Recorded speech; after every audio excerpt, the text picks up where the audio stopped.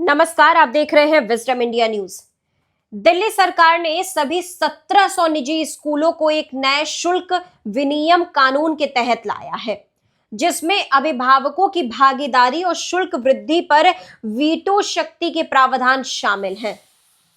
शिक्षा मंत्री आशीष सूद ने शुक्रवार को कहा, जनकपुरी में आयोजित अभिभावकों के टाउन हॉल में बोलते हुए सूद ने कहा कि विधानसभा के मॉनसून सत्र में पारित दिल्ली स्कूल शिक्षा विधेयक 2025 मनमानी शुल्क वृद्धि को समाप्त करने और शुल्क निर्धारण प्रक्रिया में पारदर्शिता सुनिश्चित करने का प्रयास करता है।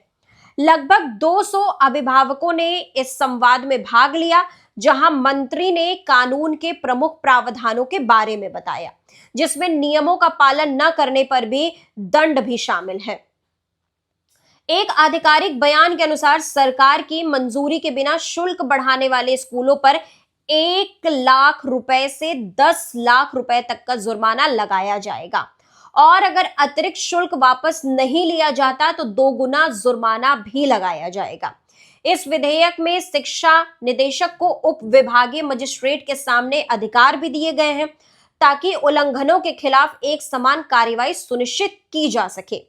इसमें यह भी कहा गया है कि अभिभावकों, शिक्षकों, स्कूल प्रबंधन और सरकारी प्रतिनिधियों वाली समितियां स्कूल की फीस तय करने में शामिल होंगी।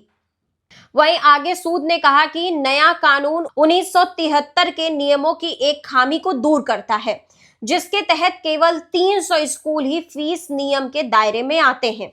उन्होंने कहा, अब दिल्ली के सभी निजी स्कूल फीस नियमन के दायरे में आएंगे। मंत्री ने निजी स्कूलों की फीस नियंत्रण के लिए पारदर्शी व्यवस्था स्थापित करने में विफल रहने के लिए पिछली सरकारों की आलोचना की। उन्होंने कहा, जिन लोगों ने शिक्षा में क्रांति लाने का दावा किया था, उन्होंने सरकारी स्कूलों में वास्तविक सुधार नहीं किया।